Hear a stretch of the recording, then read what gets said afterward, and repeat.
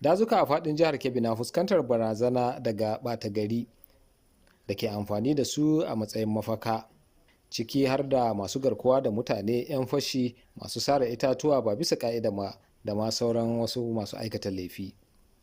Lamarin da ke barazana ga zaman lafiyan al'ummomin da ke ƙauyuka. Tura jami'an tsaron daji zai taimaka wajen cike ko kuma maye gurbin da ke akwai na harkokin tsaro domin inganta sintiri da kuma kasancewar jami'ai masu sa ido a yankunan da ba a iya kai wato jami'an tsaro na gwamnatin tarayya.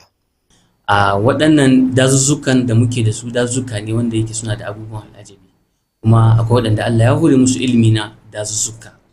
So wannan ilimin da Allah ya hore musu na dazuzzuka, duk da yake mu ma akwai special trainings da muke da shi akan wannan, amma muna welcoming hannunmu buɗe yake ko da yaushe da wanda da duk wani masani ko kuma wani ƙwararre da zai ƙara taimaka mana saboda mu tabbatar da an samu zaman lafiya da kwanciyar hankali. Jami'an tsaron daji guda 819 waɗanda aka tura a ƙananan hukumomi, an tura su ne ƙananan hukumomin da ke fuskantar matsanancin barazana. Sa'an nan kuma jami'an za su taimaka wajen ƙarfafa tattara bayanan sirri, inganta gargaɗin gaggawa tare da tallafawa wurin mayar da martani a cikin lokaci ga barazanar tsaro a karkara.